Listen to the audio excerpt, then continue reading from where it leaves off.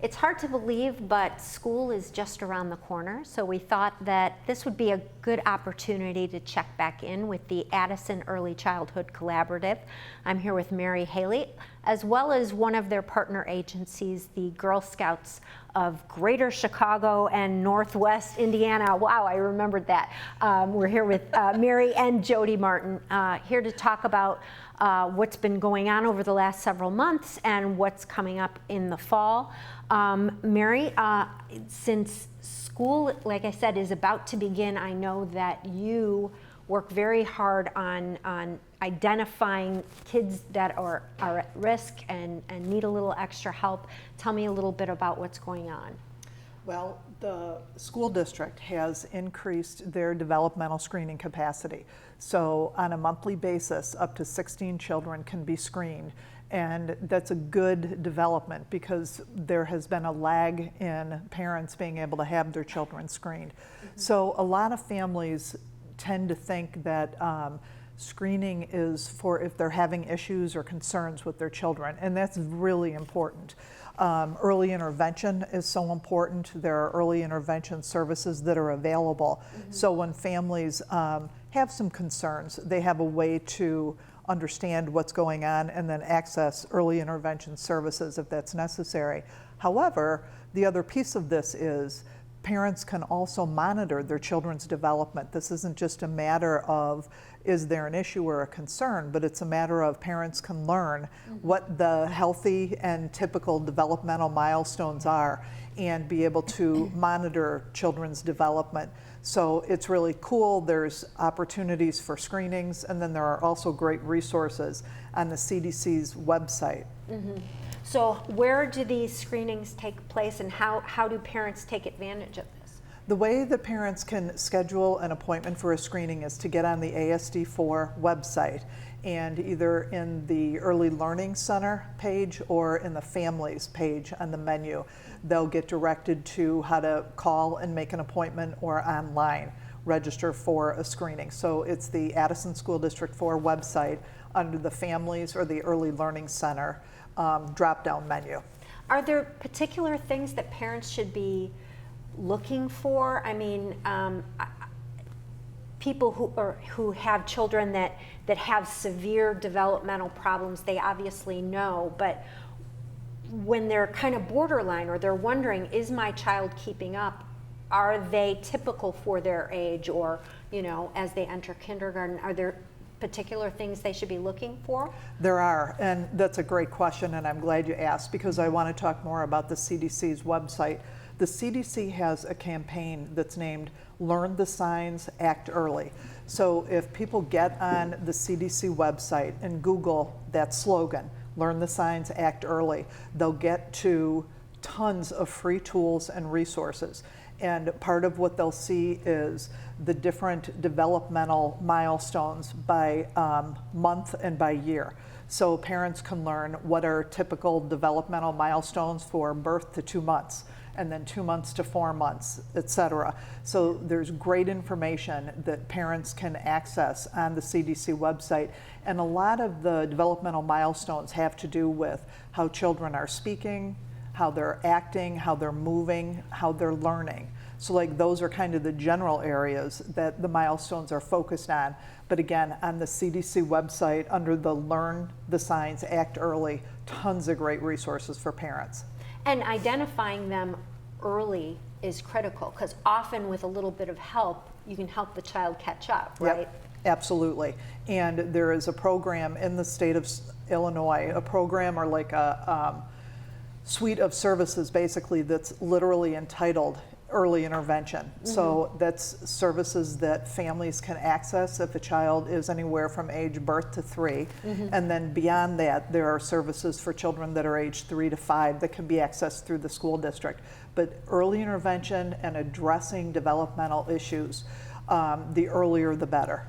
Okay. Well, you've brought another one of your partners. Why don't you introduce Jody and let me know how she's active within the collaborative. Sure, I'm delighted to have Jody Martin with us today. Jody has been with the Girl Scouts for a while and has been doing outreach in Addison for the last several months. Why don't you talk a little bit about what your priorities are and what you've been focused on during the last year or two during the pandemic upheaval? First of all, it was catching my breath. Sure. But no, so yeah, when the pandemic hit, it was, well, yeah, it was a shocker for everybody. We didn't know what was going to happen because we thought, oh, we're going to be fine by mid-July. Everything was going to be fine. Well, a few months prior to all of that, we had been, at Girl Scouts, we had been playing around with doing a lot of things virtually. I think the initial thought was, well, what if the weather is bad, or what if someone's sick, or what have you. So we were just playing around with that idea. So I feel like we were a little ahead of the game, even though we didn't realize we were going to be ahead of whatever game whatever game it was going to be. So we all became Zoom experts. Like the rest of the world. Like everybody else, it was just, I had been on Zoom meetings, and I had no clue what I was doing.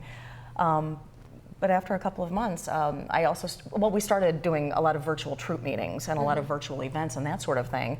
And during that time, I came up with different PowerPoints, we all did, different PowerPoints that were used during these meetings to just to really give the kids some semblance of normalcy. And I think that's what this really did, especially because nobody could get together. The whole entire, this event, or whatever you want to call it, I think just really screwed up their socialization. Kindergarten roundups didn't even exist. So it's like, well, how do you, my big thing was, how do you reach the families where they were? And one of my first conversations with Mary, and with my supervisor, was like, I even told her, I'm not even going to try to get people to join. I just want them to know that we are still here. Right. I am the ears. I can come and I can help you. What do you guys need? I reached out to all of my leaders, any of the volunteers, what have you. I just reached out to everybody I could possibly think of, just to say, or just to ask, are you okay? Did you get into, or did you have any issue with, kids were spending, for the first time, like hours on the computer every day, just, to keep up in school. Was there a little bit of, I don't even want to do this anymore? Or was it more, well, this is fun. This isn't school. This is interacting with the other scouts, that kind of thing? Yeah, no, that's actually an excellent question.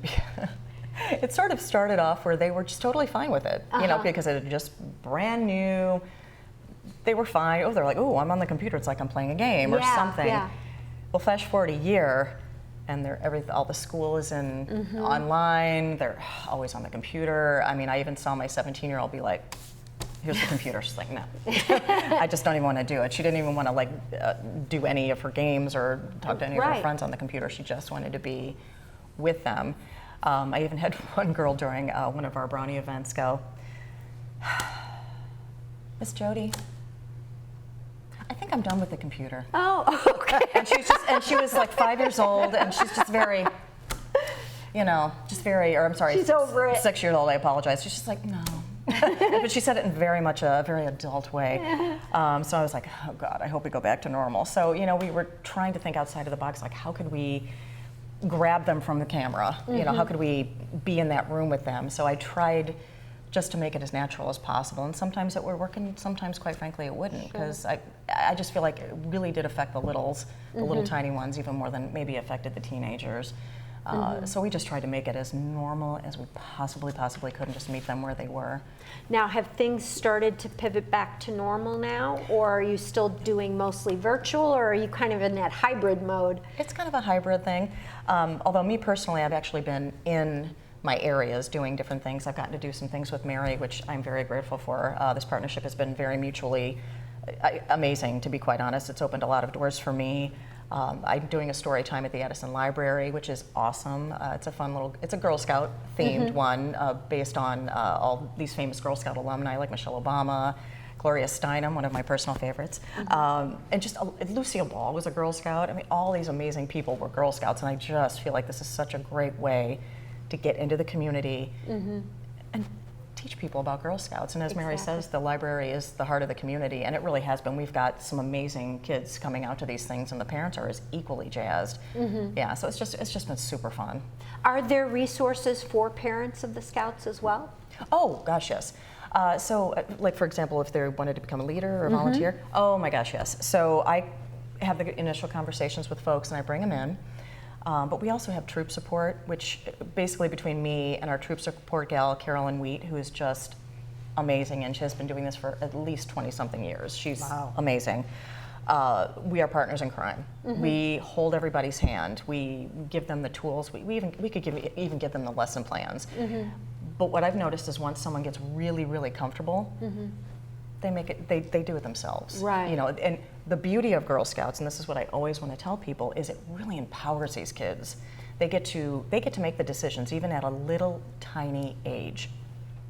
When they're, say, the Daisy age, which is what, 5 and 6, they can vote on what they want to do. Oh, wow. They get to choose what they want to do. If they have a passion for art, that's what they get to do. As they get older, that's the more decisions they get to make.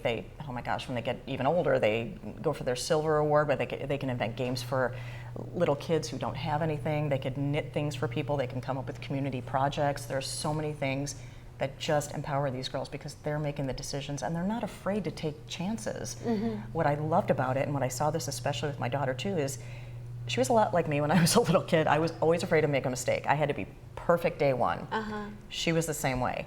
That ended after a few years with Girl Scouts, because she's just like, all right, if I screw up, I screw up. All right, what did I learn from this? Which is something she may or may not have learned from her mother. So it's been really beneficial, and I just feel like it really, like I said, empowers the girls, but has really brought a lot of smiles to these families.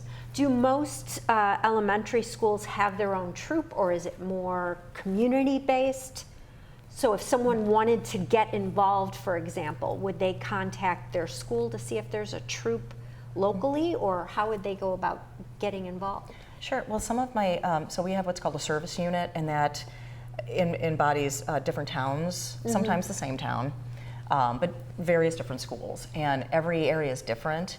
Some are very school-based, but then I have other areas that are more community troop-based. Some of them are multi-troops too. So probably the easiest way would be, let's say for example, if I met somebody, I would give them my information and I can guide them through the process. I can even look at what I have is a community profile, so I know what troops are in my schools, what troops I have in the areas, who are the leaders, who's the person I go to. I've got it all on my computer just so I can be quick and effective and I can help these families. Or if maybe this family wants to start a troop.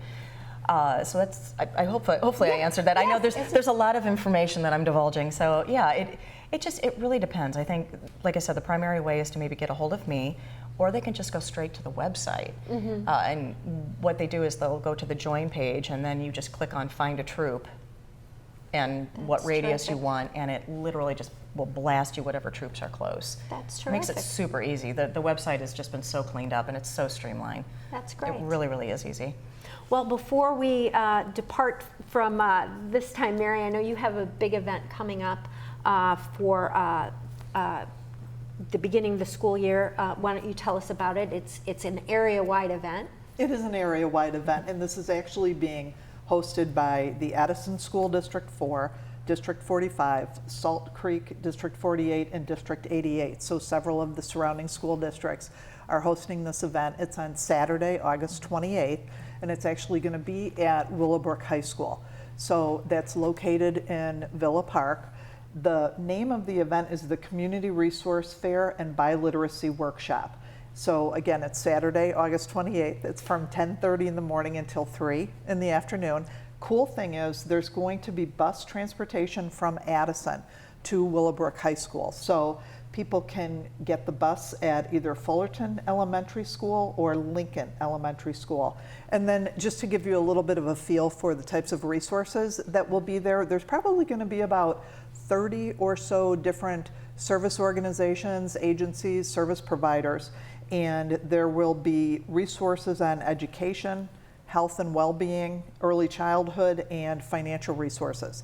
And in addition to the bus transportation that will be available from Addison, there will be food, there will also be babysitting services. Oh, that's and terrific. there will really be cool. some very cool door prizes that will be available. So we hope everybody will check this out. You can jump on either ASD4, Addison School District 4's website, or District 88 website to get linked to this website with all the details that you Now, need is to this know. primarily for parents or for students preparing for the school year? Well, it's primarily for parents, but students are welcome as well. So there will be resources for parents and students.